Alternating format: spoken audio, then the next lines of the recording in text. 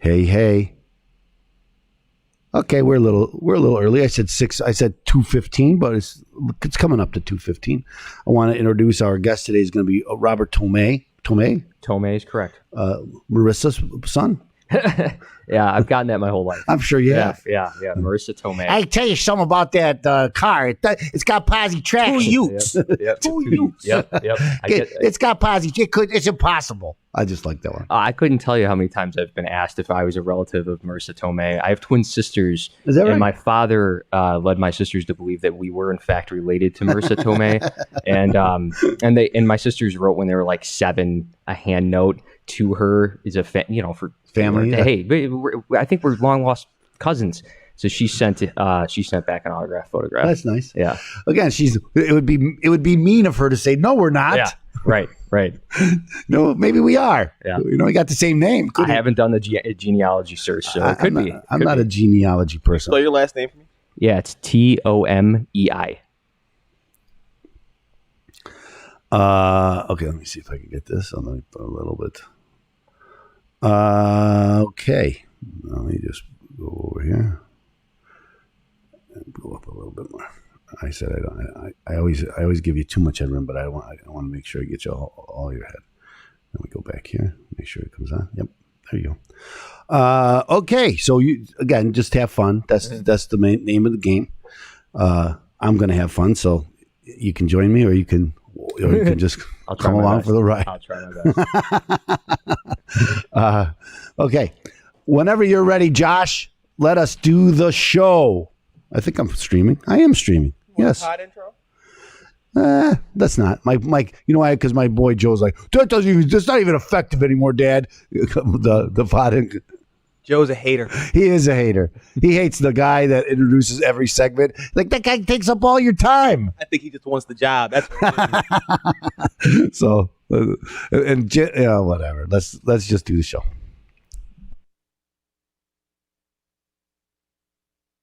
Welcome to the Trust Radio Network. Join your host, attorney Stephen A. Leahy, every Saturday night at 7, right here on AM 560, as he engages in conversation with some of the most trusted professionals in all of Chicagoland. Enjoy interviews with local professionals dedicated to providing the very best products and services. Learn who they are, what they do, and most importantly, why they do it.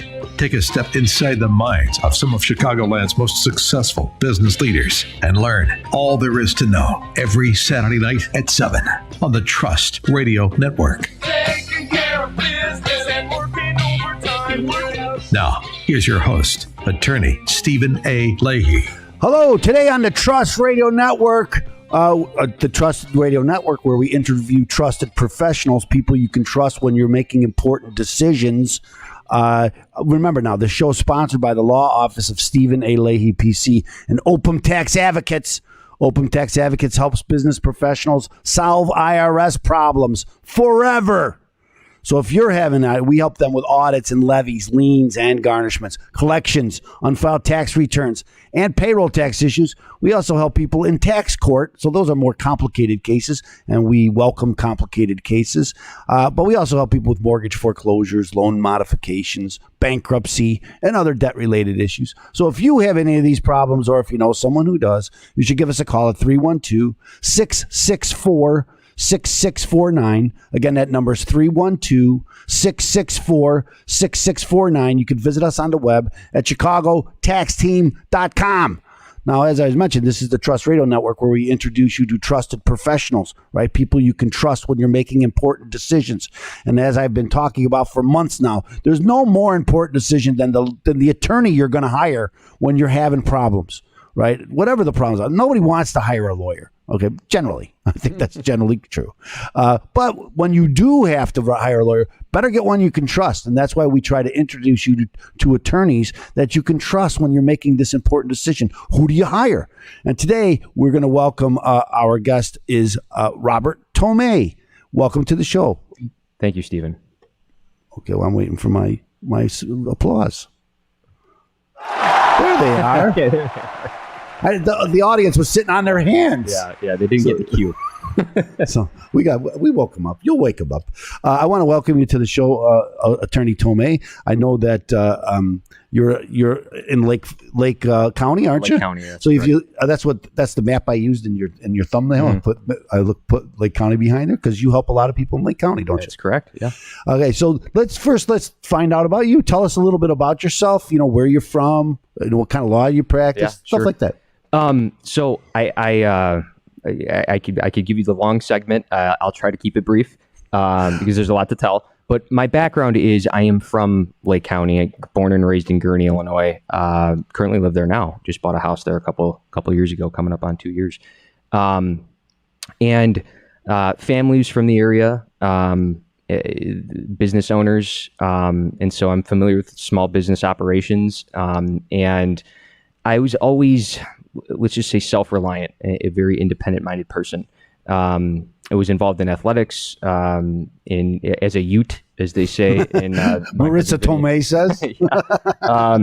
And so I was involved with a lot of extracurriculars in school. Played football. I played baseball through sophomore year. I was all conference in football. And at the end of my high school term, I graduated in May of 2005. I was involved in a relationship with a young lady, and unfortunately, she passed away in a car accident 3 days before her senior prom. And so that was a very transient moment in my life. And I didn't know. I mean, at that age, nobody knows really what they want to do. They have an idea of what they want to do. I think I wanted to get into engineering. I have an affinity for cars. I love cars. I wanted to design cars. And then that tragedy happened, and it's like, that's not what I want to do anymore. So I didn't know what to focus on. I didn't, I got spiritual. I went to Jesus, as they say, and it was trying to find really a purpose and meaning to life at a very young age. Thankfully, I had support systems around me, family. Well, again, that's where people find hope and solace, right? I mean, nothing wrong with that's what brings us, a lot of us, to Christ. Also through age. So that's, I got this second. Yeah, absolutely. So I had family and friends, like I said, holding me up and trying to guide me. And I danced around several majors. I was going to do education because I enjoyed high school football. And then eventually that just didn't seem appropriate. I became aware of the erosion of our civil liberties while I was in college. I was going to Illinois State at the time, and I understood at that time how important our civil liberties are. And I decided, you know what? I did a 180. I said, I'm going to drop the education aspect of my English degree. I'm just going to get my English degree, and I'm going to sit for the LSAT, and I'm going to go to law school. And I didn't study for the LSAT, and my score reflected that. Some people can do it off the cuff and probably do pretty good. Very few can. Yeah, but I'm like, I'll do fine. It's a logic and reason test. I'll do fine. I did not do fine, but I did well enough to get into Northern Illinois College of Law, where I studied for 3 years, and was involved in law review. For those in the audience who want to know what law review is, it's what you want to get involved in extracurriculars with education everywhere, including in law school. And this is where you go to get published before you become a licensed attorney. It's quite an honor to get on law Yes, review. Yes. It's very selective to get on law review. So everybody who joins law review must submit an article for consideration for publication.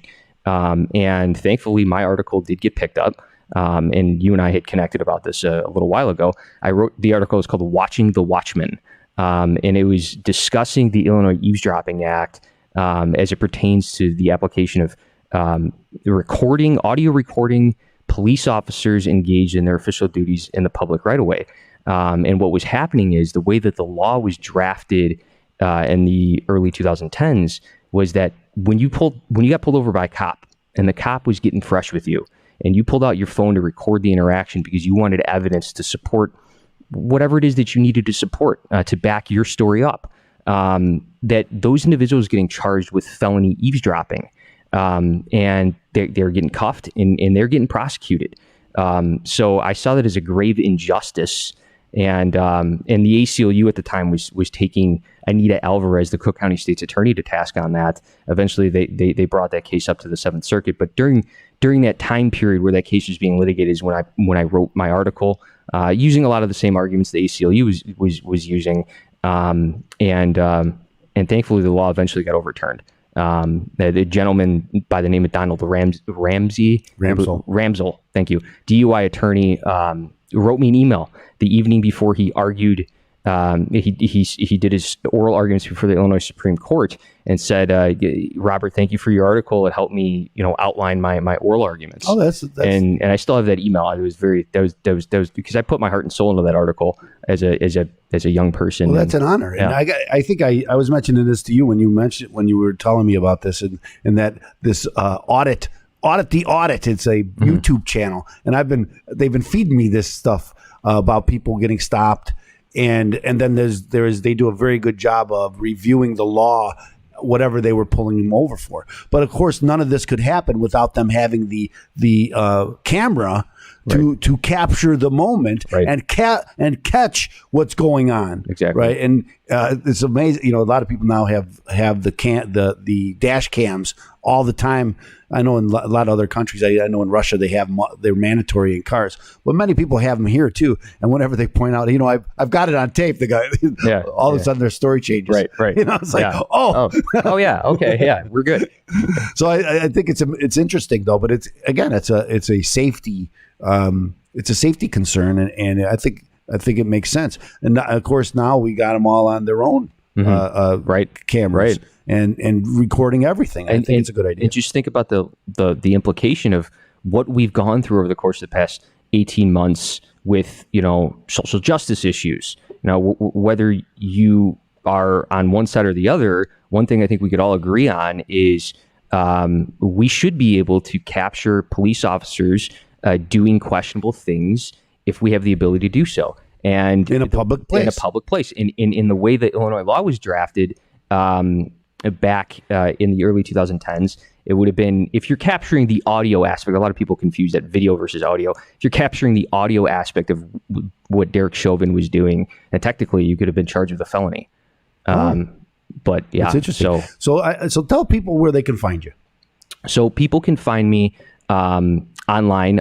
We have, I guess I missed bridging the gap to where I am at today, but I'll tell you where I'm at today. We'll get there. You can find me at www.law, J as in Jim, T as in Tom, L as in Lucy, G as in gold.com, lawjtlg.com. What's your telephone number? Telephone number is 847-549-0600. So remember now, we're going to get into more with Attorney Tomei and what he does and how he can help, how he helps people. I think people don't realize, and we were joking about this, people don't think, I look at lawyers, they help people. So we're going to find out how Attorney Tomei helps people. And if you need help with taxes, that's what Open Tax Advocates does. So you should give Open Tax Advocates a call, 312-664-6649. Visit them on the web at chicagotaxteam.com. We're going to come back after this commercial break, and we're going to talk to Attorney Tomei some more here on AM 560. The Answer.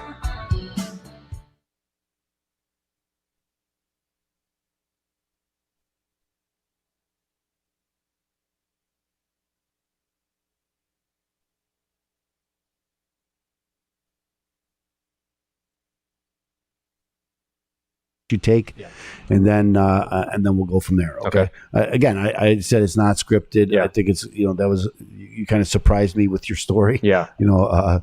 But that's how you got involved in it. That's why I'm in public service. That's amazing. Why I'm doing what I'm doing. Getting out there trying to. I see the injustices. I see what's going on with a lot of different things for topics that we're not going to get into right now. Mm-hmm. But it's important to be active and understand what's going on. And Agreed. Yeah. Okay, let's do the next segment because again, I always talk in between, and then the good stuff is in between. Yeah. We don't want to.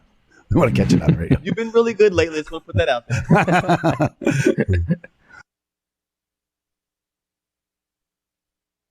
And now, back to the Trust Radio Network on AM 560. The Answer. Real conversations with some of the most trusted professionals in Chicagoland.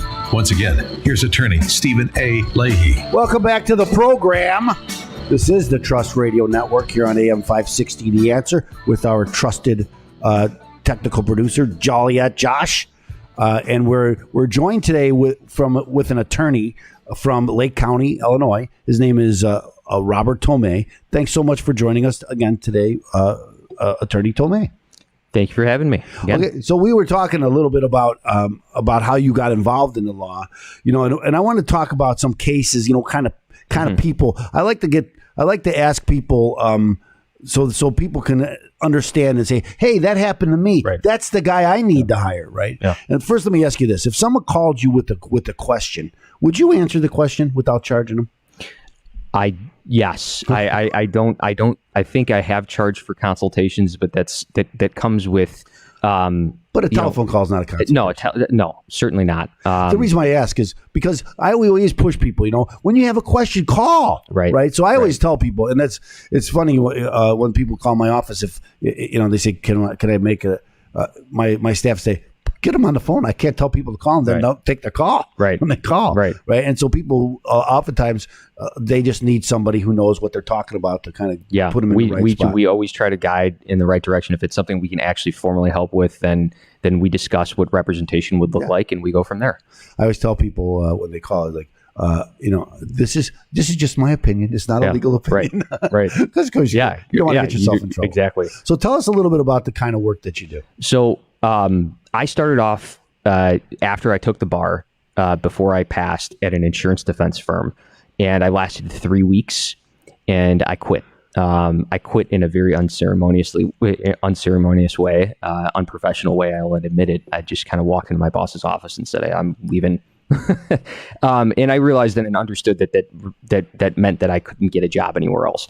So because I knew what I was going to do is hang my shingle, and what I wanted to do is focus on. This was in 2012. We're still dealing with the repercussions of the 2008 crash. Foreclosure was huge. Bankruptcy was huge. People getting hounded by debt collectors was a thing, and still is a thing. And I think it's going to get much more worse. Maybe I'm hopeful. Right. I don't know if you know this, but I help people with those areas also. I did a lot of foreclosure cases back in the day. I've kind of changed my view on this, in that I think that the mortgage companies have learned a lot in 2008 and are working with people much more than they did. Yes, they are. It's a different landscape for sure, and it was in large part to zealous advocacy from foreclosure defense attorneys. Agreed. So that's what I started my practice doing, and that eventually evolved into doing other areas of what I call consumer protection law, representing consumers who have been aggrieved by a car dealership or a car manufacturer that's not adhering to the written warranty. And then also I've done some FDCPA work. And tell people what that is. FDCPA, thank you.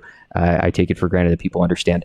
Fair Debt Collection Practices Act is a federal statute that prohibits debt collectors from engaging in certain kinds of activity while they attempt to collect a debt on behalf of another. It applies only to debt collectors. A lot of people misconstrue this. They think if they get a phone call from Discover Bank after they've defaulted on payments, that Discover Bank is subject to the act. They're not. They're collecting on behalf of themselves. They can have their own in-house collection branch, and as long as it's not to a third party, they're not subject to the act. But the FDCPA offers a great deal of protections to consumers. It was passed in the 70s. I always get the image of Rocky, and you know how he was a thumb breaker. He was a deco. What do they call him in the? I forget what they call him. I know what you're talking about. But yeah, he would go collect debt on behalf of his mobster boss, and that's kind of like what the landscape was. Say again, Josh. Shylock. He's that too. He did say that in Rocky too. Yeah. So that's a technical term. Yeah.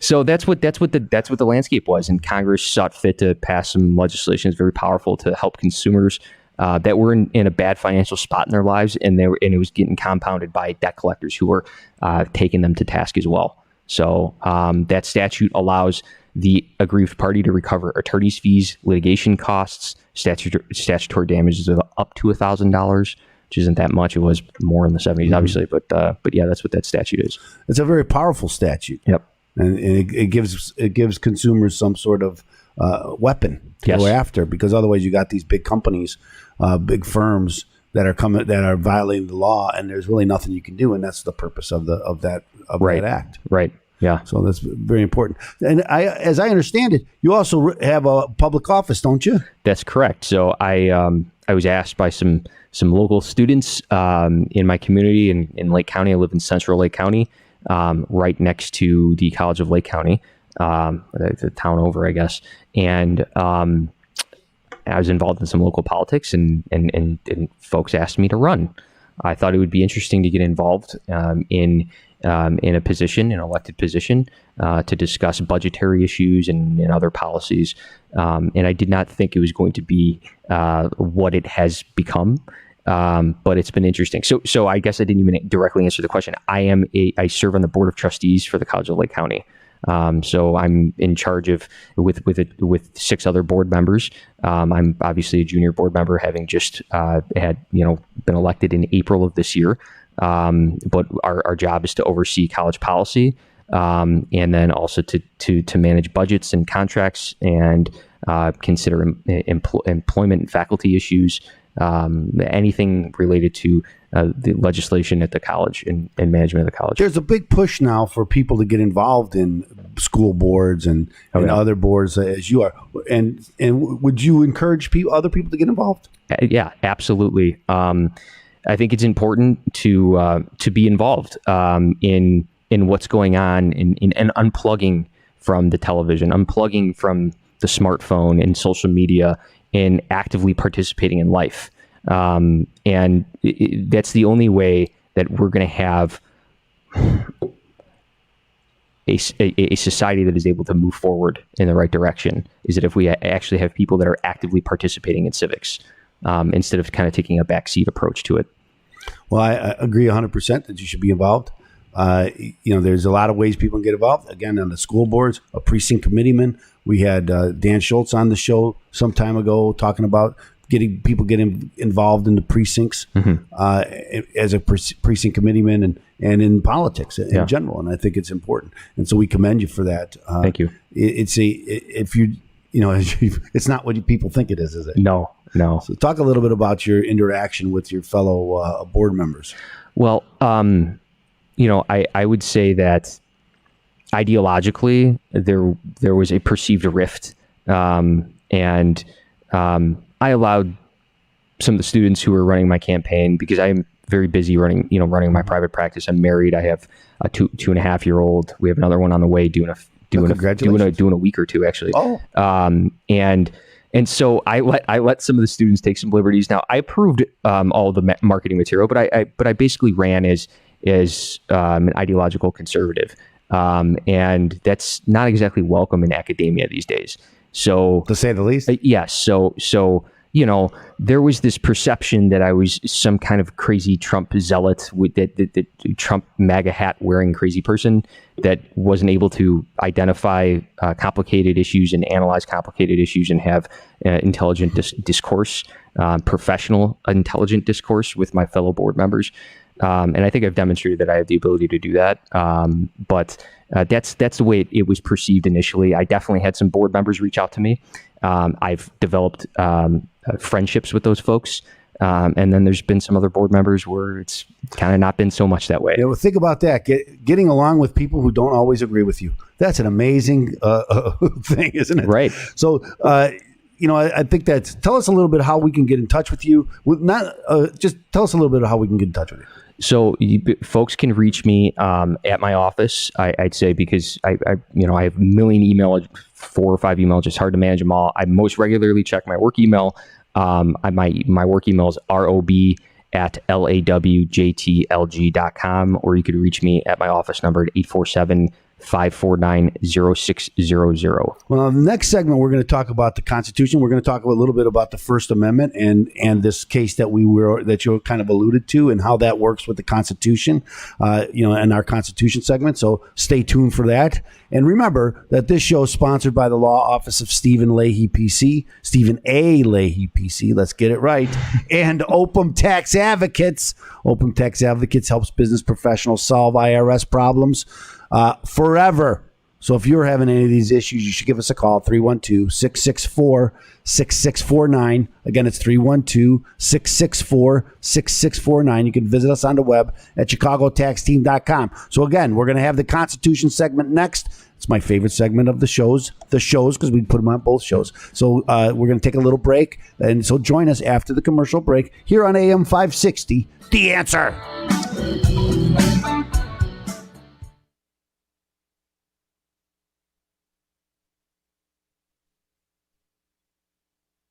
Have too much. They don't talk enough, but you're doing fine.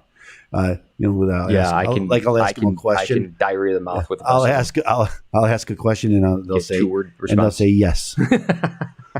Tell me a little bit about that. Yes. Oh, come on, can you expand on that? So sometimes that's hard. Yeah, those are awkward. But you're doing great. Again, you've been in front of people. Yeah, as even on your elected. Yeah, I mean, it took me a long time. So one question though, sure. I told some folks I was going to be on AM 560, but they can't find me. Oh, you're not going to be on AM 560 today, right now. Oh. But if they go to watchtalkradio.com, you're going to be on there. So go to right now it's streaming live. Talkradio.com. And it's also on my YouTube channel. It's also on my Facebook page, but they wouldn't find it because they're not friends of mine. Yeah. But watchtalkradio.com is streaming right now. And so what's going to happen is, now this next segment, we're going to talk about the Constitution segment. The Constitution segment is on both of my shows because both shows have a very similar format. Yeah. And so the third segment of both shows is the Constitution segment. Okay. And so you're going to appear on AM 560 next Saturday at 7:00. Okay. So I always wait a week. So that way on my other show, which is the Irs Radio Hour, which airs on Sundays at 5:00, I can promote your appearance next Saturday. And so on Sunday, this coming Sunday at 5:00, the Constitution segment will be on that show too. Okay. So you'll be on that show, and then you'll be on also the next Saturday. Okay. So again, I want to promote you and let people know you're going to be on. Because if it's just tomorrow, you don't have enough time to put it on. Yeah. To promote it. So right. So I ask you to make sure that all your social media, that they know that you're going to be on, so they can catch you. Okay. And again, we're going to do the just what we talked about on the telephone. Okay. So just do what we did before. Let me pull up the First Amendment, because as I told you, I like to read what it is.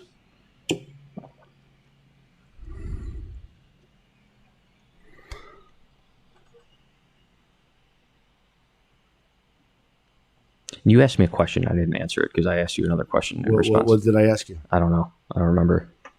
Don't worry about it.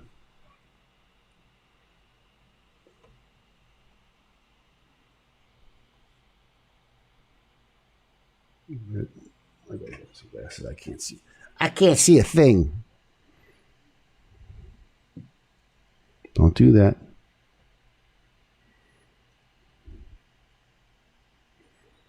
Just give me okay. So we'll talk about it's. Actually, I like most of the amendments. They're very short. Mm-hmm. Yeah, most of them. Last week I had a personal injury attorney on. Mm-hmm. Good friend of mine, who his name was Jim Marisi, Attorney Marisi, and we talked about the Seventh Amendment. I hadn't had a chance to talk about the Seventh Amendment before, and the right to it, because he does a lot of jury trials, and so we got to talk about that. But let's do it, Josh.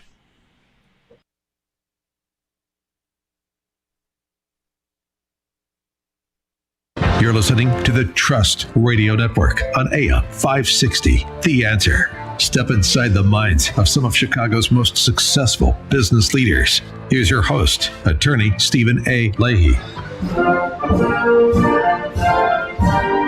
From 1788 until the end of time, we the people make a resolution to defend the Constitution. We're not going to sit here and listen to you bad-mouth the United States of America. So let liberty, justice, and freedom ring. It's the Constitution segment. Our Constitution is a document in which we, the people, tell the government what it is allowed to do. Welcome back to the I was going to say Irs Radio. You can watch that tomorrow or listen to it tomorrow. This is the Trust Radio Network, where we introduce you to trusted professionals, and our Constitution segment.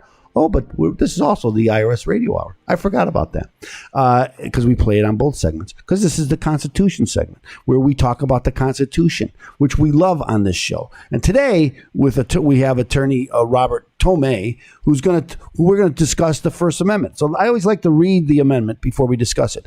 Congress shall make no law respecting an establishment of religion, or prohibiting the free exercise thereof, or abridging the freedom of speech, or of the press, or the right of the people to peacefully to assemble and to petition the government for redress or grievances. Seems so obvious, but now I think all of those things are at issue these days. Yeah. So, but let's talk about. I know that we were talking a little bit about earlier about the case, the Eavesdropping Act. The Eavesdropping Act. So talk a little bit about that, and how does that have to do with the First Amendment? Yeah, it's an interesting question because, the idea of the First Amendment, everybody thinks of that without reading the actual provision itself. And they think, but it's free speech. That's what the First Amendment, it's free speech.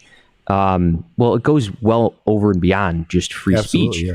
And it speaks about the right of the press. And in part of that, and part of the right to speak freely, encompasses your right to acquire information and disseminate information. And in this new day and age, since what we're talking about now, 15, 20 years, everybody's got it's still the new day and age to me. Okay. But everyone's got a recording device. Everyone has a recording device.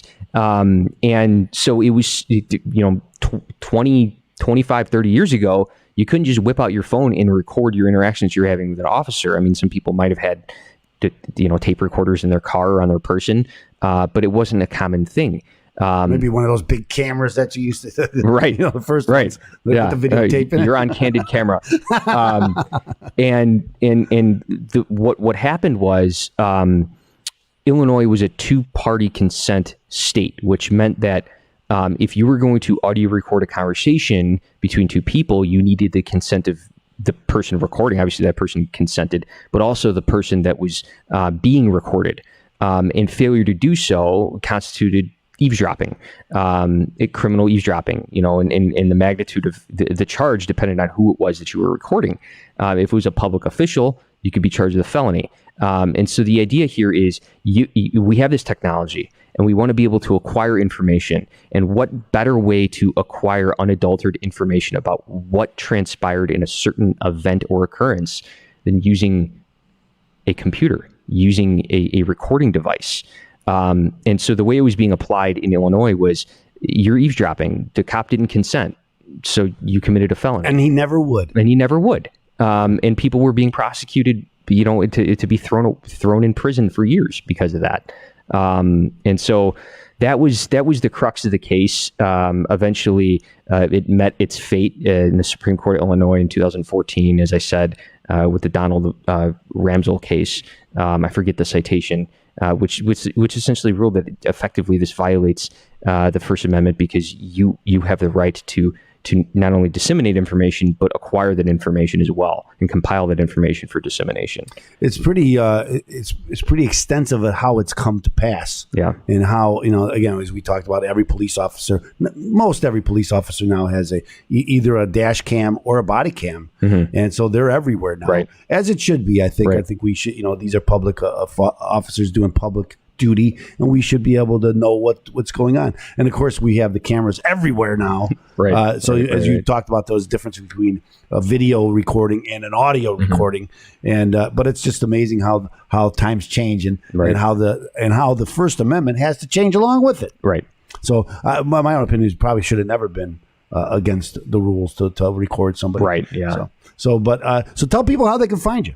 So people can find me at lawjtlg.com, www.lawjtlg.com, or via telephone at 847-549-0600.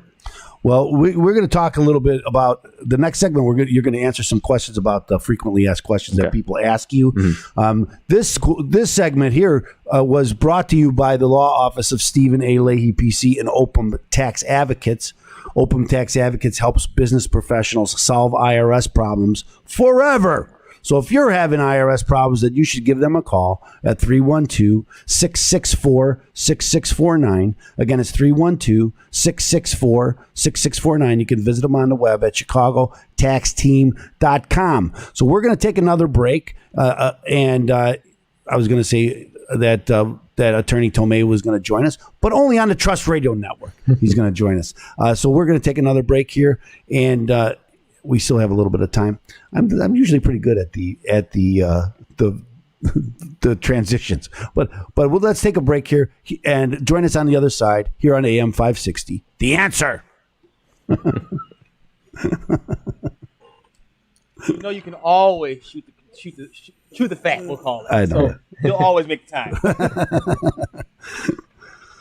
Yeah, it's tough to delve into an issue. I know without with the advertising. Got it. It's weird. I know, and you don't have a. There's so many different. You could talk about this case for a long time. Right. Well, 6 minutes is not enough. And you could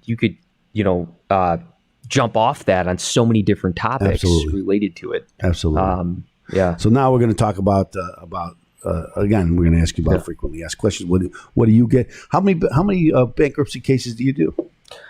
Oh, geez, I don't do bankruptcies much anymore because you mentioned that you did.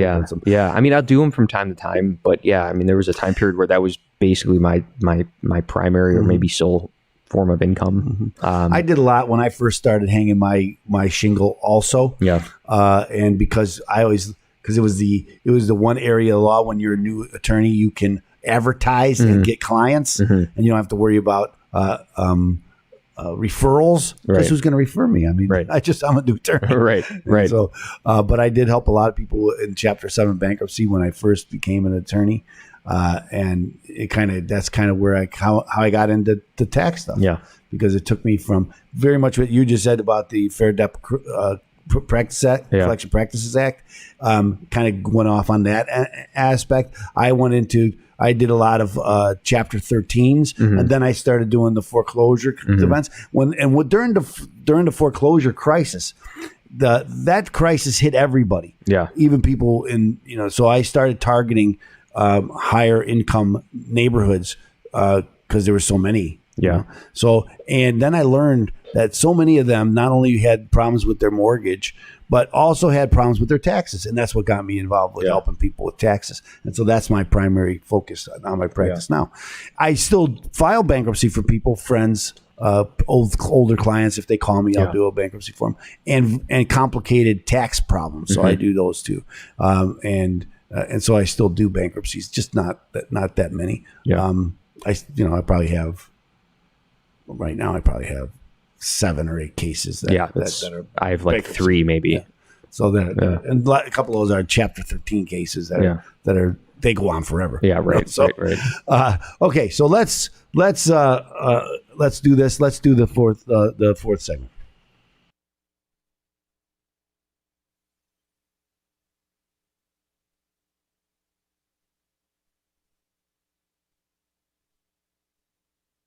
Now, back to the Trust Radio Network on AM 560. Hear from Chicago's business leaders. Learn who they are, what they do, and why they do it. Once again, here's attorney Stephen A. Leahy. Welcome back to the program. I am your host. I'm attorney Stephen A. Leahy here on AM 560 The Answer. This is the Trust Radio Network with our technical producer, Joliet Josh.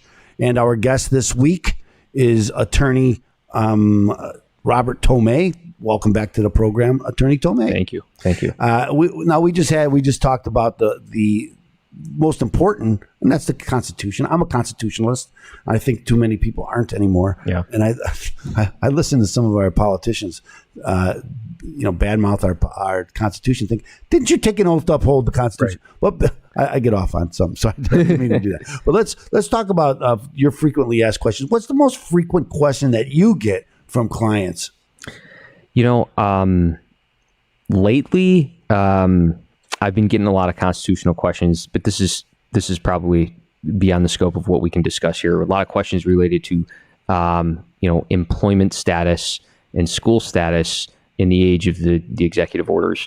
And so those are questions I've been dealing with a lot. But traditionally, what kind of questions do I usually get? I get a lot of people calling me about getting defrauded by a car dealership. What do I do in this situation? Let me interrupt you because I think this happens with a lot of people, and they don't. And almost every attorney you call is like, I don't care. So that's a very important area that's very common. Yeah. But not too many attorneys are helping people with that. It's a difficult practice area. We talked about the FDCPA a little earlier, and one of the most powerful swords of that statute, of course, is the fee shifting provision, meaning you can make the debt collector pay your attorney's fees if they violated the act against you.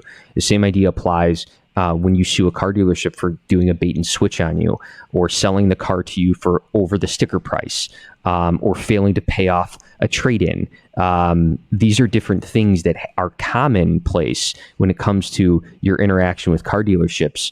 And you would take that case under the Illinois Consumer Fraud Act, which allows you also to recover attorney's fees and litigation costs. Because as an everyday consumer, you would never have the ability to finance the litigation. That is so important, right? Because people think, well, yeah, the guy cheated me, but there's nothing I can do about it because by the time I hire a lawyer, anything that I would recover is gone. It's gone. But that's not true, is it? It's not true in this situation, because if you've been damaged, you actual measurable damages by $10,000 for whatever it is that the dealership did. If you were financing the litigation out of pocket, paying your attorney out of pocket to take that from A to Z, you would eat up that $10,000 in the span of a few months. Sure. And then at that point, it's a cost benefit question. Well, why would I pay more? Why would I pay $30,000 attorney's fees to get $10,000 back? No, it's not how it works here, because you can make the dealership pay your attorney's fees, which means that the attorney can take the case on a contingency fee basis of sorts. Usually the way we structure this is we want to make sure that the client has some kind of skin in the game.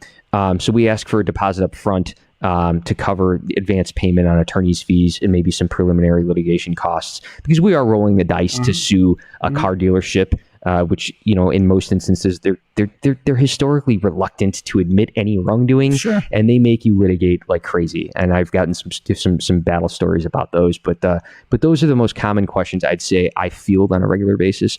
I also do some other stuff too, but I feel like I get those calls once a day. That's amazing, because again, so many people don't handle those kind of cases, and as you pointed out, people kind of do the cost without the cost benefit analysis, without knowing the cost. Right. Because again, if you think you're the one that paying, the cost benefit analysis changes when you find out, hey, I can make them pay. Yeah. Now it makes sense to bring this case. Right. And not only are you helping yourself, but you're helping others, because you're going to stop this kind of activity from happening to everybody else. Yeah. Right? Yeah. And that's the objective. And that's what the Consumer Fraud Act was enacted for, certainly, to hold businesses accountable from, doing this to consumers. So after you, any other type of law something like that you help people with? Yeah. So I do real estate transactions and real estate litigation too. We mentioned foreclosure defense. Mm-hmm.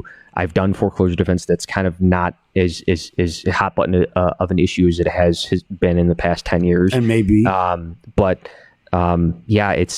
find myself kind of pivoting right now in handling, and I mentioned this to you last week, general civil litigation. If someone's got a dispute and they want to discuss it with an attorney, I find myself fielding those calls. Now, there's certainly a number of things I won't do. I won't delve into I don't have a background in immigration law, employment law, tax law.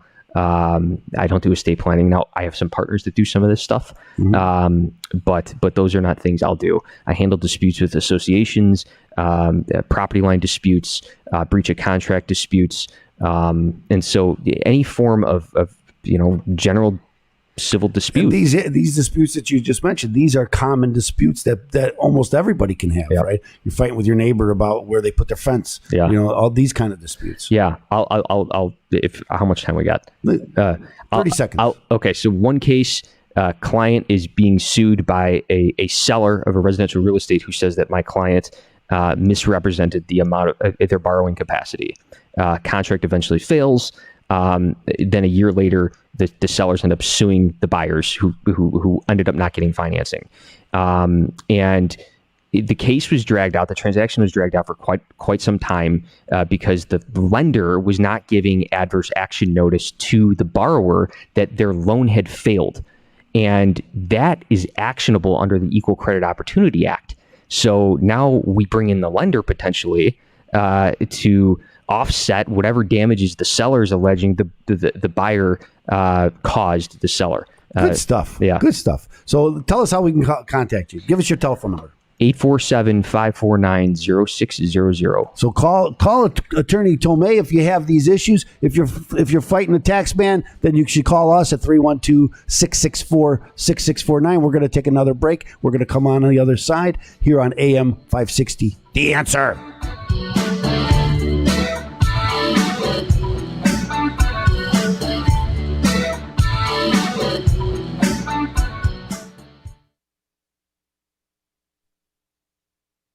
Interesting case, but again, maybe I'll tell you about it off. That's fine. Radio. It's again, I'm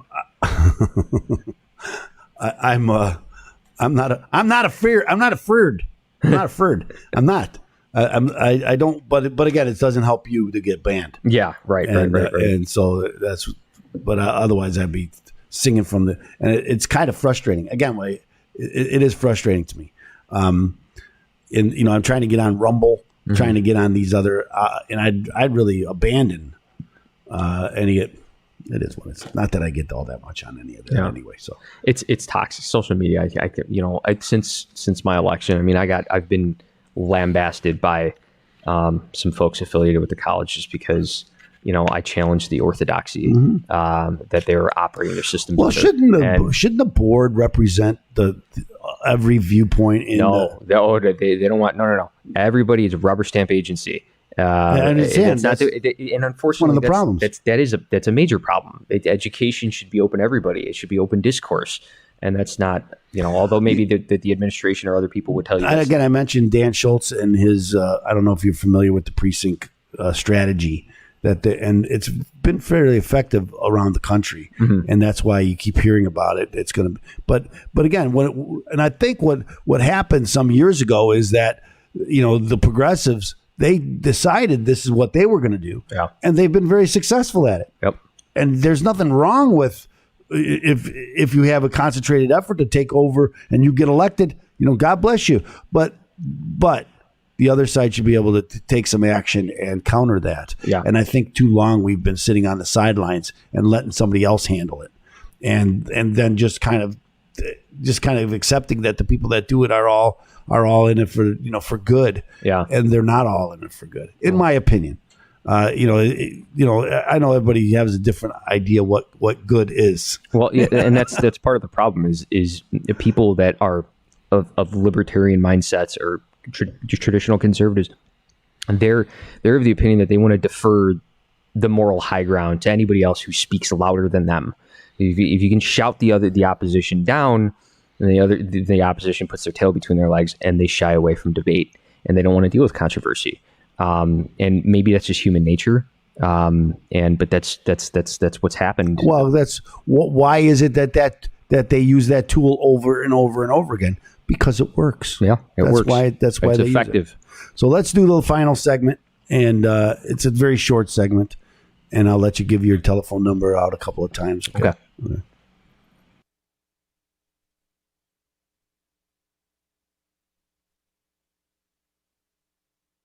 And now, back to the Trust Radio Network on AM 560. The Answer. Real conversations with some of the most trusted professionals in Chicagoland. Once again, here's attorney Stephen A. Leahy. Welcome back to the show, or the program. Which is it, a show or a program? I think it's a program. We're here with Joliet Josh, our technical producer. Our guest this week has been, and continues to be for this final segment, attorney Robert Tomei. Welcome back to the program, Attorney Tomei. Thank you for having me. I want to thank you so much for your insight here today. I think you've given us, again, people who have these problems. Got a bad car? That happens to a lot of people. Give Attorney Tomei a call. Got a problem with your neighbor, give Attorney Tomei a call. He can answer your questions. Tell people where they can find you. So people can find me at my firm's website, lawjtlg.com, or you can reach me via telephone at 847-549-0600. You could probably also find us on Facebook. Johnston Tomei Lenczycki Goldberg LLC is the name of the firm. You could probably imagine why we boil it down to initials, as most attorneys do, right? Right. So, again, I want to thank you so much for joining us. I think you've shared some great information. People can't, that's why I'm glad that we can introduce you to those people. I know most of your work, a lot of your work is in Lake County, isn't it? Yes, that's correct. Yep. So is that by design? No, not necessarily. I think I've definitely handled cases out of McHenry County. I've handled cases out of Cook County. I've been in federal court and at the Dirksen Center. So, I'm all over Chicagoland, primarily North Chicagoland. Good. We on this show we've talked several times with attorneys who've appeared in district court and point out the difference between a district court and the state courts. Vast difference. Yeah. So it's kind of amazing when you're an attorney and you walk in there for the first time. Yeah. If you've done state work, the difference in the allure. Yeah. Let's say. Oh yeah. It's crazy. So, again, I want to thank you so much for joining us here today. Give us one more time. Tell us how people can contact you. You can contact me by visiting our website at www.lawjtlg.com or via telephone at 847-549-0600. And I want to thank you for stepping up and taking an elected position. Not an easy thing. As you know, my son Jake is on the school board. He's been on he's on his second term now, and it's as he learned as a young man, lot different than you think it is. Oh yeah, and so again, you got to be commended for stepping up and taking the position and fighting a good fight, because you are fighting a good fight. And most people, I think, overlook these board members, a school board. Again, they leave it to others to do, and this is why we're in the position that we're in. So we want to commend you for stepping up, taking the position, and because they don't pay you anything. So no, it's a voluntary position. They give me water bottles when I go to board meetings, but and they probably write them down. Say, can't give you two. That'd be too much fun. So again, thanks so much for joining us here on the Trust Radio Network.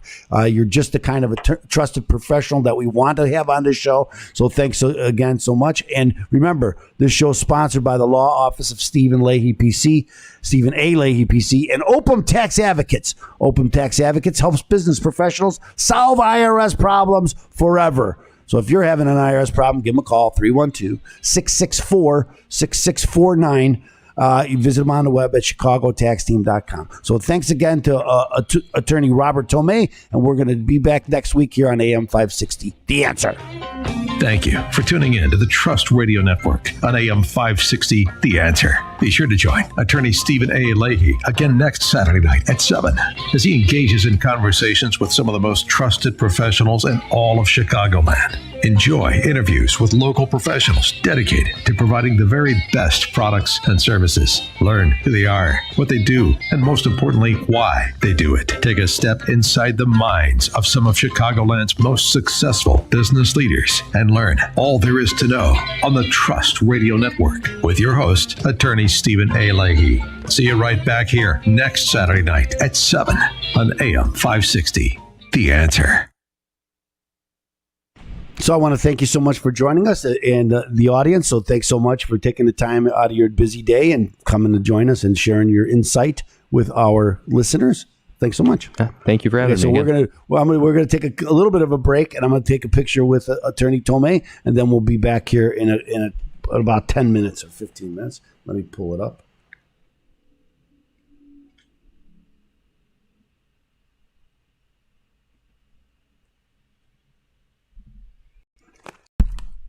Let's do it. Take your phone.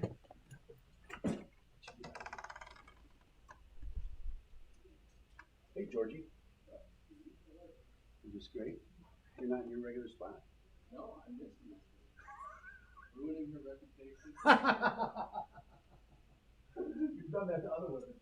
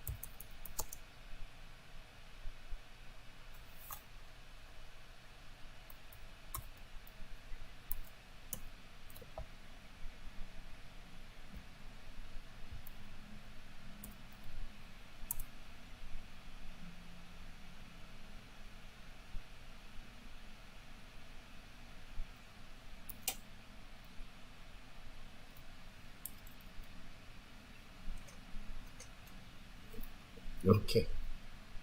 Let us proceed. If we can, if we will, if we should. I don't know if we should do it, but we're gonna. So I want to thank Attorney Tomei for joining us here today. He was a good guest. I appreciate that. I just met him last weekend at an event with my son Jake. It turns out that he was the only one him and my son were the only ones I voted for in the last election. They were the only Republicans on the ticket. And I'd never had met him before. And there was a I'm not going to mention the judge's name, but I'm hoping to get the judge on our show too. She's running for appellate district in the Second Circuit, and they had a breakfast for her.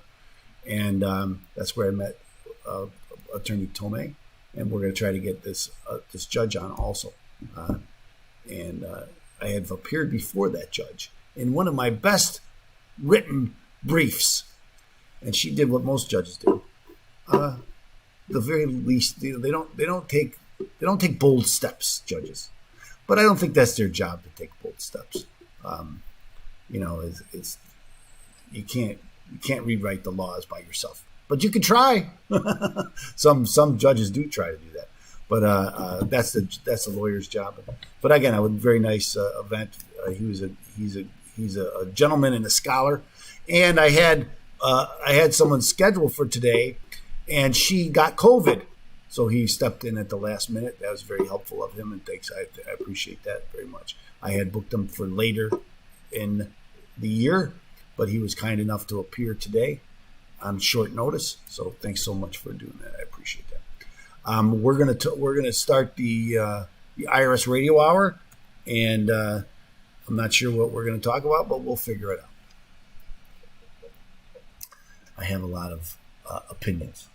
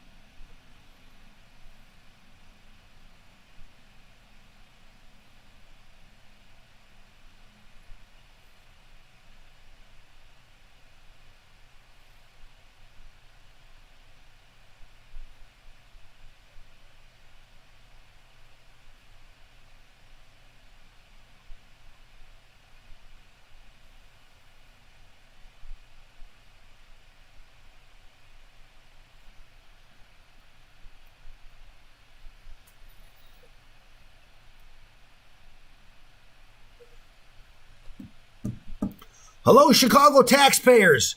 We are coming to you from Studio C here at AM 560 The Answer. This is the Irs Radio Hour. Now remember, the Irs Radio Hour is brought to you by, sponsored by, the Law Office of Stephen A. Leahy, PC, and Open Tax Advocates.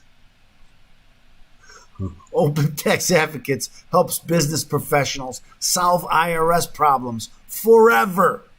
And if you have a very complicated tax problem, that's what we help people the most with.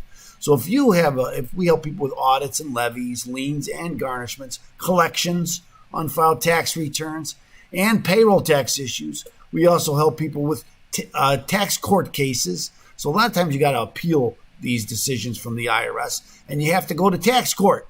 Well, not every, we're going to talk about that in the next segment, the blog segment. We're going to talk about IRS resolution companies and what that is, and what's the difference between me and them and attorneys and them. We'll talk about that in the next segment.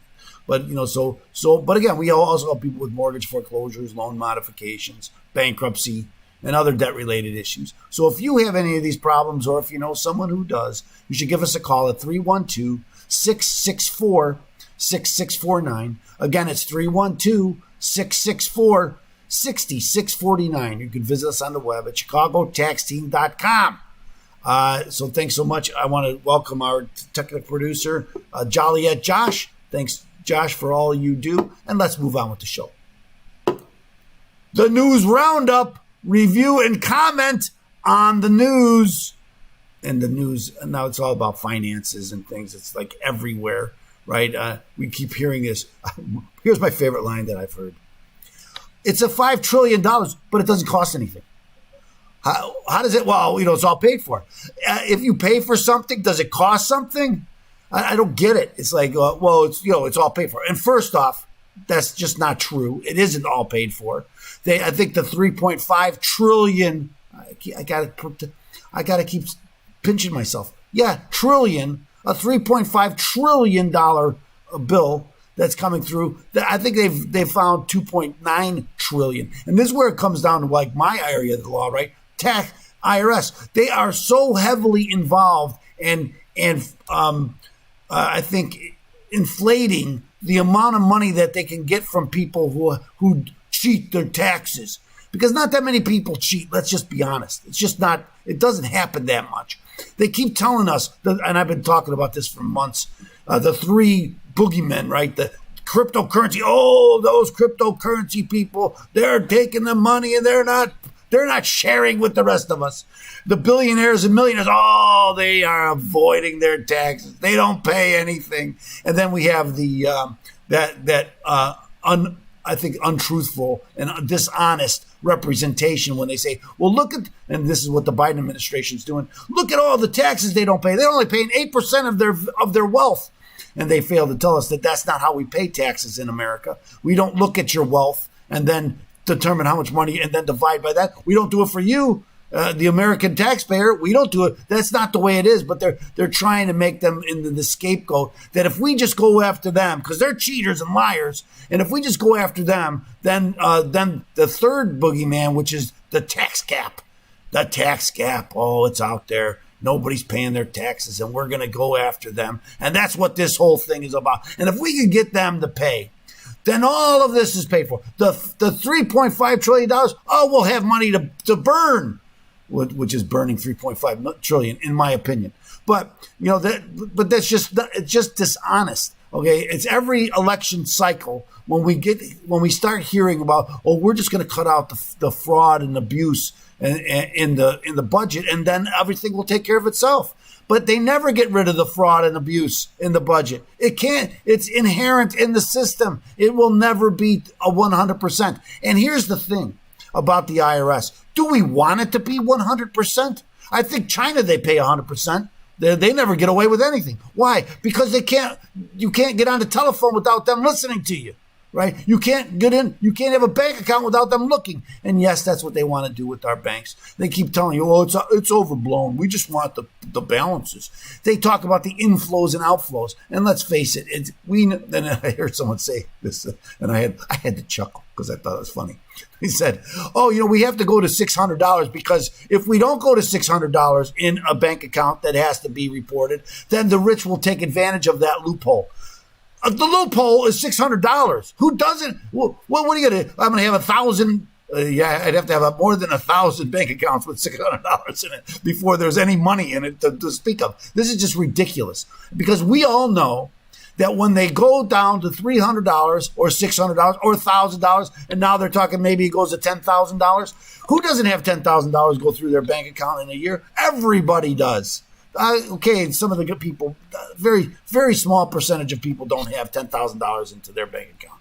And if you have $10,000, they want your bank account. Well, we only want to do it to go after the rich. No, they don't. None of this stuff has to do with rich people. Okay, all of this stuff has to do with you. Okay, are you fixing cars on the side? We want to know. Are you selling lemonade in your yard? We want to know. Right, all of this. Are you selling stuff on eBay?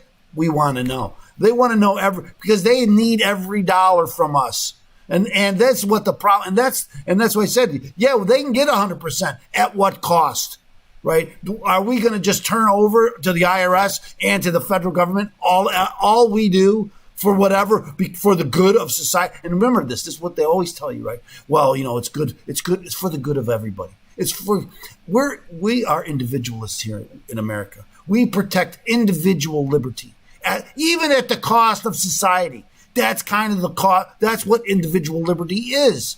And when we want to start giving up our individual liberty for the benefit of society, that's what we call watch out, because that's when the bad things happen. It's always happened in history. We're no different than anybody else. What stopped us is our Constitution, and they are no longer paying attention to our Constitution, and they're rewriting our Constitution. I keep telling people that there is the Financial Privacy Act out there. It is in effect today. And that Financial Privacy Act forbids the government from getting information about my taxes, I should say about my bank account for my taxes. And that's why they don't do it now. So they're going to overwrite this privacy law, and we're just going to sit back and let it happen for the good of society. It's good for everybody. And again, it's not good for them because they're not telling us what they're doing. And I heard someone say this, and I thought it was very. I want to know what Nancy Pelosi bought and sold this week. What kind of stocks? What kind of puts she put in? What kind of calls she has? Because she always does this, right? She knows what's going on, and they're all making money, but we're going to pay the bill, and that's just, to me, is just unbelievable. And this whole debt ceiling thing. Why the Republicans would roll over for this debt ceiling thing, is, well, when the Republicans were in charge, they had a debt ceiling also. I was against it then. I'm against it now. And now they're calling for the abolition of a debt ceiling. So we don't even have to talk about it anymore. We don't have to bring it to anybody's attention that they're spending $30 trillion in debt. $30 trillion. We're talking about $1 trillion till the eye can, as far as the eyes can see, of a deficit. $1 trillion deficit for the rest of we're all slaves to the debt. And that's the way they want it. But I don't want to be a slave to the debt. And I don't think you want to be a slave to the debt. So we need to get out there. We need to take a position on this. We need to get out and protest. And I'm not a protester. I'm a conservative. We don't protest. But we can't sit back and let this happen. I'm protesting on the radio. Okay? I'm protesting. Join me in my protest. Anyway, I'm against it. I think you should be against it. Well, let's stand up for ourselves. So anyway, this is the Irs Radio Hour, where we help, where we talk about my company, the law office of Stephen A. Leahy, PC, and Opum Tax Advocates, because Opum Tax Advocates helps business professionals solve IRS problems forever. So if you have an IRS problem and you want to solve it forever, give them a call at 312-664-6649. We're going to talk about tax resolution companies in the next segment here on AM 560, The Answer.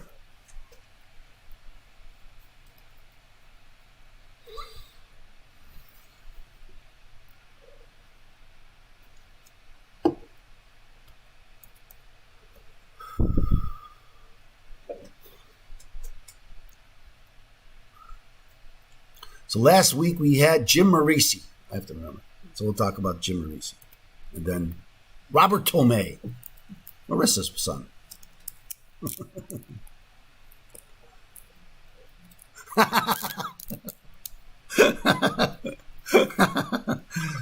thought that was good too. Okay, let's do it. We're going to run right to it. Run.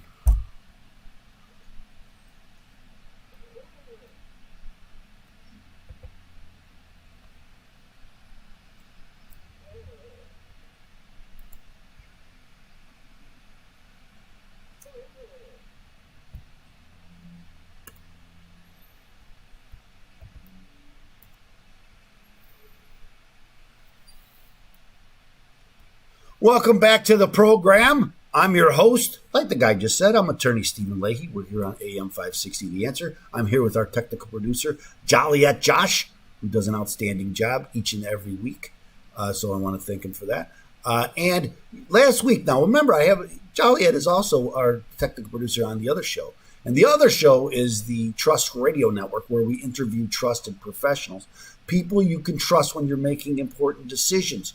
I had a lot of lawyers recently on there, and last week we had an outstanding attorney. His name is Jim Marisi. Actually, last night on Saturday, Jim Marisi, a friend of mine, personal friend of mine.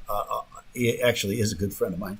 I used to office with him at 150 North Michigan for many years. He was my neighbor then when I got my own office at 150 North Michigan. He is an outstanding personal injury attorney, top of the top. When I recommend, when someone calls me and say, hey, I've had an injury, especially a construction injury, negligence injury, then I call Jim Marisi. He is the top of the top, and I appreciate him being on the show. Now, next week, we have another friend of ours here. His name is Robert Tomei, attorney Robert Tomei. He's a Lake County attorney, helps people with consumer matters, civil litigation, and consumer protection matters. So if you, I'd say, catch us next Saturday at 7 o'clock and meet attorney Robert Tomei. And don't forget that Saturday evenings at 7 o'clock here on AM 560, The Answer. Let's go ahead, Josh.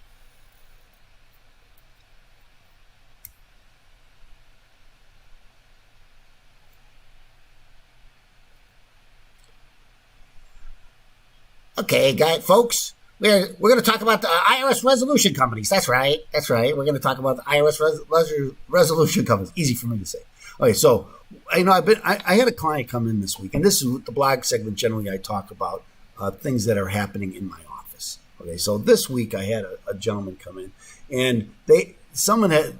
He owes the IRS money. Well, many of my clients, they owe the IRS some money. And he was telling me, man, I'm getting all these phone calls from attorneys. Man, and this what happens when they file an IRS tax lien against you, because this is a public document.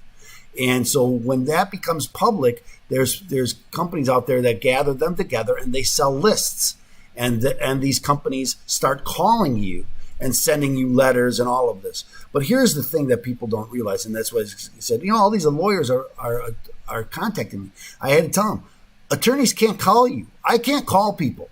So I can't get on the phone and just, hey, I see you got a tax lien. I'm an attorney. You think you can hire me? These aren't attorneys that are calling you. And you should know that, because they kind of present that they probably don't lie about it, but they kind of lead you to believe, right? And some of them will tell you, and I've had this happen, a guy last week was telling me this. They told me they work with lawyers, okay, but they don't have any lawyers on their payroll. They work with them in that they have some guy they'll call eventually with a question because they don't know the answer. So we have an attorney, a tax attorney will call sometimes.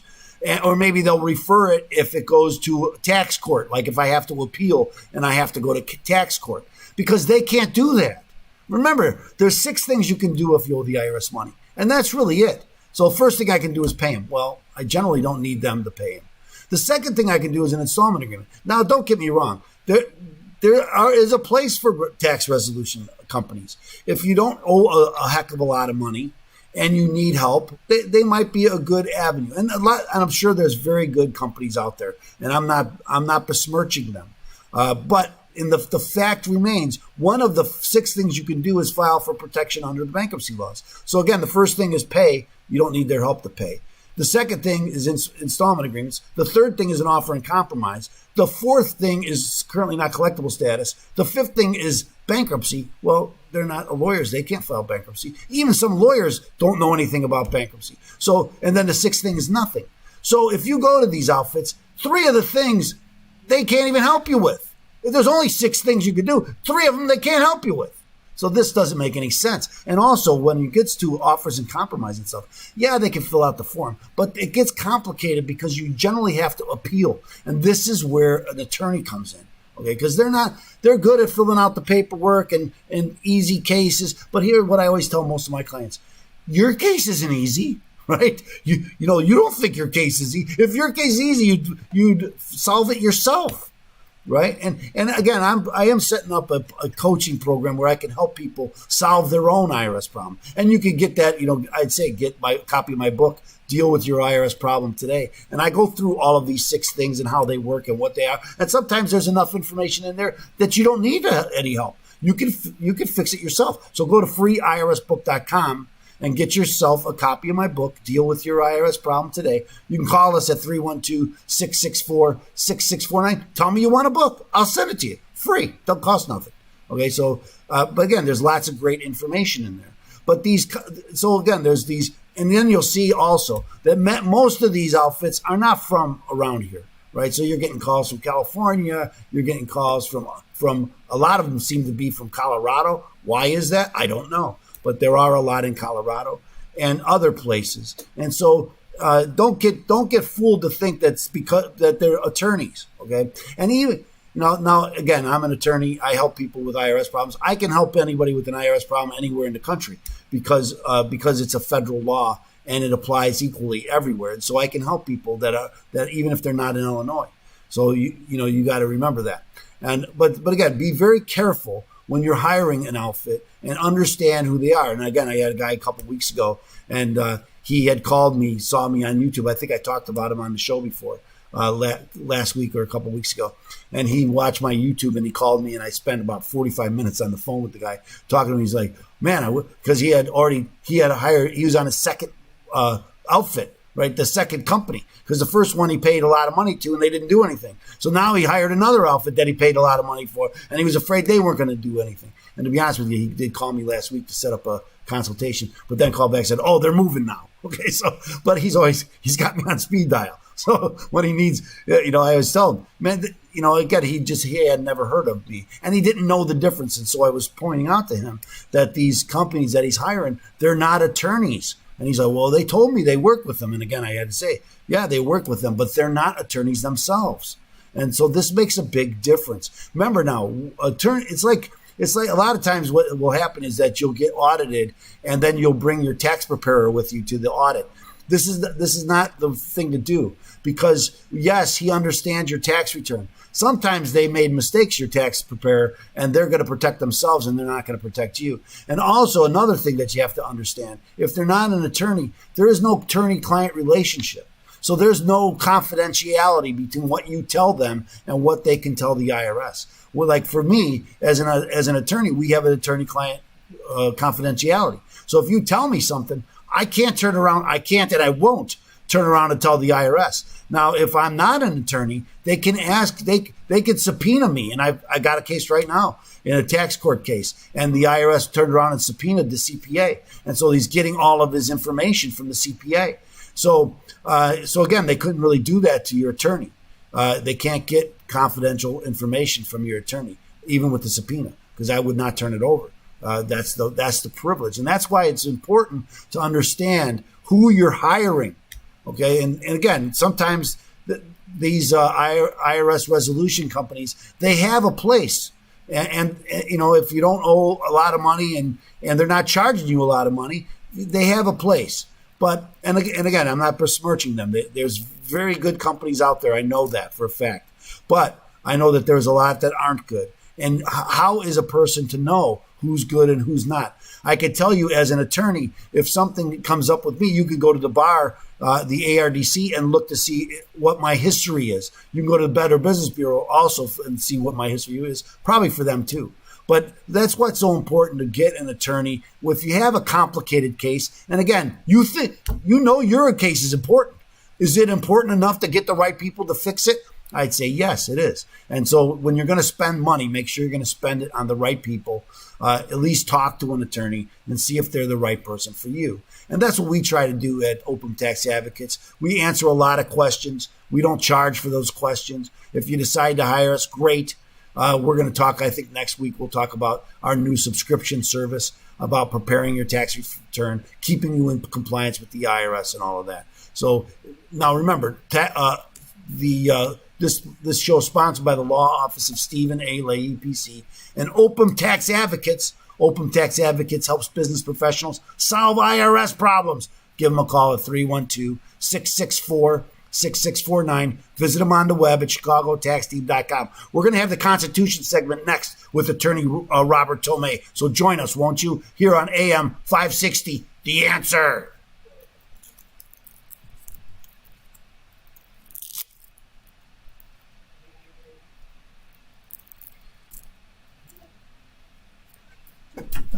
to tell you we're streaming, but we're not on. But Sean Thompson, everybody. I think I'm gonna, if this thing goes through, I'm gonna want a lot of you. If that bill gets passed, because I'm gonna promote a run on the banks. I got an ace in my game.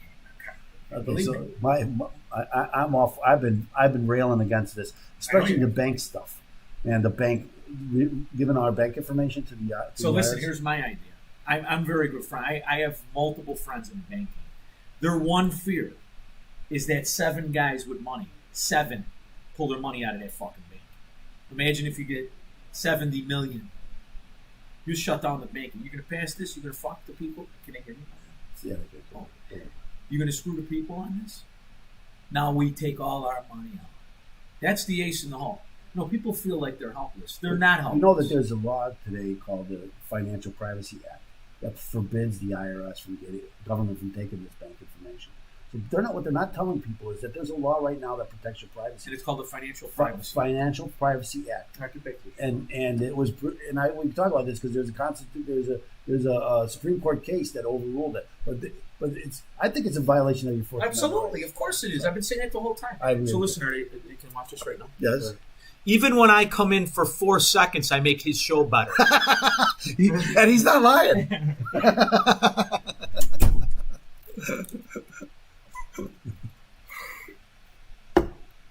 I can't hear you.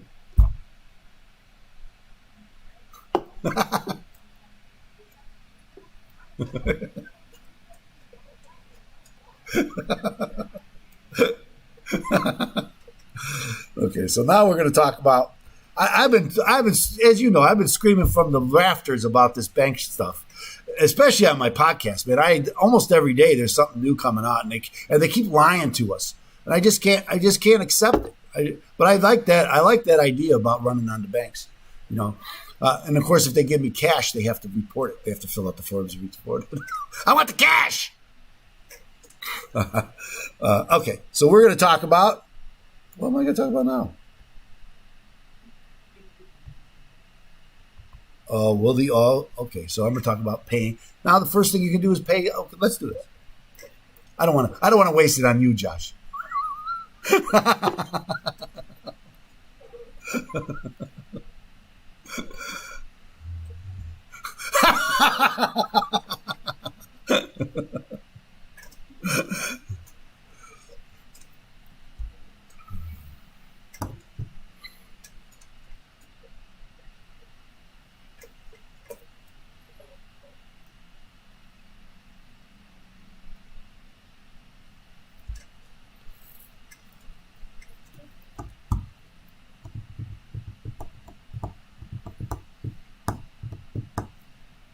Well,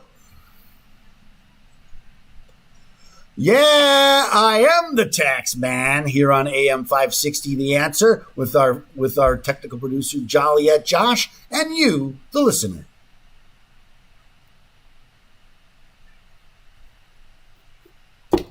So here's a question I got this week, and it was, and actually I know the answer, obviously, but I was surprised because it seems so. And here's the question: will the IRS always agree to an installment agreement? If I owe them money, will they always agree? And the answer is no, they won't always agree, because if you have something, okay, if you have money in the bank, for instance, enough to pay the IRS, they're never going to agree to you pay. Now, I'm going to qualify this because it depends on how much you owe. They do have something what they call a streamline agreement, which they won't look at your bank information and everything, and you're paying them 100%, and you're going to pay the interest, and they won't look at it, and you can always get an installment agreement. Say if you owe less than $25,000, they'll always agree to an installment agreement. So it used to be sometimes they'll do that up to $50,000, and until very recently they would do it until $100,000, but that was a trial program, and they canceled that trial program.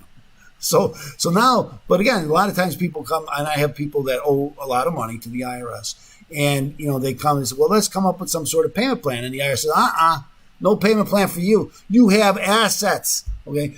You know that property, that investment property you have? And I had this client, it was a doctor, and he file his tax returns for some years, and he owed a lot of money, and he had a lot of assets. And we tried to come up with some sort of payment plan, but no, they made him go out and sell his buildings. They made him sell another investment property. They were going after his home to sell his home because it was worth a lot of money, and he owned it outright. And so the IRS were really raking him over the coals and would not work with him one thing. And so when they came to see me, they were on the verge. I'm telling you, within 2 weeks of the IRS taking everything away from them.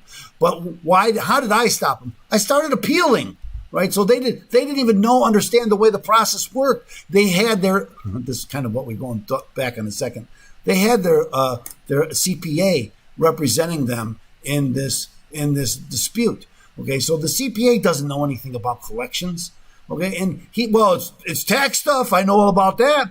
And of course, the doctor was a very good client of his, paid a lot of money. And so I'm sure he charged him a lot of money. And he hates to see it go out the door to somebody else that knows what they're talking about. So he thinks, well, I'll take care of this. And so he's taking care of it right to the poorhouse. That's where he's taking care of it. Okay, and I'm not kidding about this. We were right on the verge of them taking everything away from them because they didn't understand. They weren't in compliance. They hadn't offered. So I don't want to get too much into this, but there's appeals. There's ways to appeal these things. And a lot of times when you go to an appeal, these appeals take a long time. It's not something that can be done in a day or a week, right? So this is why it's important to have the right person going through this. If you have things, so for instance, what if you have a lot of money in your 401k? Will they agree to a payment plan? Probably not, because they say, well, go to your 401k, take the money out. Now, there's ways we can fight that, but they were going to try to make you take that money out of your 401k and pay them. Another thing, what if I have a lot of equity in my home and I owe the IRS some money, but I have enough equity to pay them? Will they agree to a payment plan? The answer is probably not. They want you to try to get a loan on the bank. So a lot of times we have to go and try to get a mortgage and be denied and prove to the IRS we tried to get the money, but we couldn't. Okay, and there's lots of reasons why people can't get a loan. Right. And so sometimes that's easy. Sometimes it's not. But again, this is what the IRS is looking for. When you have assets, you have to be very careful about how you approach these things. And of course, you want to get rid of the IRS the best you can, but you don't want to sell things at a fire sale and take a big loss. Now, I have another client right now. They have a property. They're going after his property. He's got a vacation home in Montana. And they're going after that home. They want to take it badly, and they're really working on it. Now, there's things we can do to try to throw a wrench in their system, because if they sell it at an auction, my client will get pennies on the dollar, and then they'll take all that money and put it towards his IRS debt, but it won't be enough to pay it because he's not getting value for the house. So that's why you have to be very careful about this stuff, and always make sure. Again, when you have something. It's one thing, right? If I don't have anything, I don't have any money in the bank. I don't have any retirement. I don't own a home. What are they going to take from me? Nothing. But when you've worked your life to put things away and to have some assets and some value, this is where you have to be careful, especially again with the IRS, or even if you're thinking about filing bankruptcy. Okay, this is what's going to be the problem. Anyway, I hope this answers your question. So this is an important question, I think, that people just think, well, I'll just call the IRS and set up a payment plan and they'll just always agree to it. And then they get a rude awakening and say, I guess it don't work that way. it really doesn't. Again, when you don't have again, it's 312-664-6649. Visit us on the web at chicagotaxteam.com. We're going to close up the show at the next segment. So listen to our sponsors and come right back here on AM 560, The Answer.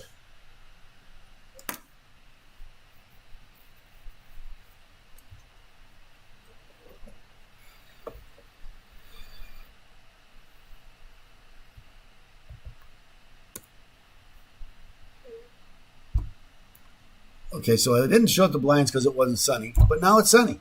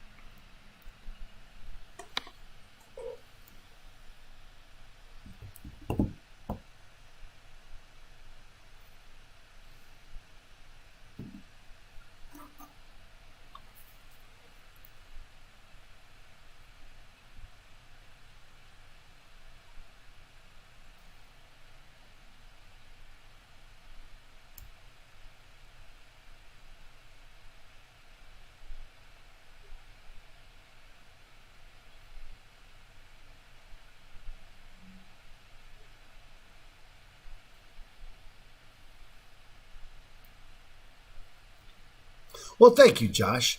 I appreciate that. Before we go anywhere, I want to say something about. It was just my birthday on Wednesday, and so I want to mention that it was also my anniversary on Monday, my 24th wedding anniversary with my lovely wife, Teresa. And I'm not a Facebook guy anymore. I do stream every day. I stream 6 days a week on Facebook, but I don't do a lot of interaction with people anymore. I don't comment. I don't read these things. And I saw that something came up on Facebook on my phone that said, last year I said to people, I'm off of Facebook. So it's been over a year now that I've been off of Facebook. I think it was in July. It seems like this year, but it was last year. And because time flies. And so, I do get the notices because I still have my account and I still stream there. But I got a ton of notices from people. This is the stuff that, and I have to say, as much as I disagree with a lot of stuff that Facebook does, the concept is awesome. Okay, so if it's your birthday and you get 100 or more messages of people saying, and people you haven't heard from for some time, and people say nice things about you, and some people say about my radio show. They mentioned my radio show, and I used to go through each and every one and say thank you, but that's when I spent time on Facebook.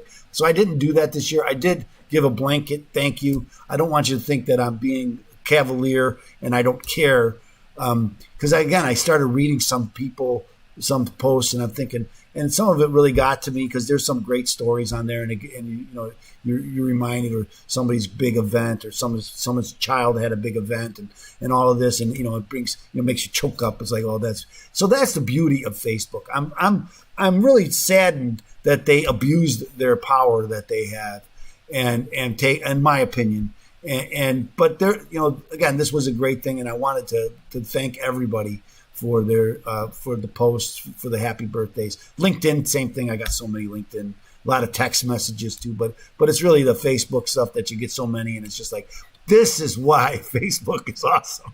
Okay, because I just thought it was, and I don't want people to think I just don't care and I didn't respond. I do. It was great, and again, it made me even want to start reading again. But I don't. I'm not going to do that. I wanted to mention one more thing before we leave. That's the Chicago Cubs. Oh, I also wanted to mention the Bears moving to Arlington Heights. It ain't official, but man, it looks like that's where they're going. And what a albatross the Soldier Field rehab turned out to be. What a waste of an opportunity that turned out to be. And it's, and this is what happens, right? 20 years ago, they spent all this money, and now what are they going to do with it? And of course, so I wish the Chicago Bears well. I think there's a great spot out there in Arlington Heights. I mean, it's a great spot. I mean, where are they going to go there? I would think they're silly if they don't. So anyway, I want to thank them. Remember now, this show is sponsored by Open Tax Advocates and the Law Office of Stephen A. Lay, UPC. I want to thank everybody for the birthday wishes. That was great. I want to thank my sister-in-law, Julie, for making me lasagna. She makes me lasagna every birthday, and we had a great time. And it was the best lasagna I ever had. Every year I say that, because it is. Okay, thanks again, Julie. So call Open Tax Advocates if you have a tax problem, 312-664-6649, chicagotaxteam.com. We're going to be back here next week, so join us, won't you, here on AM 560, The Answer.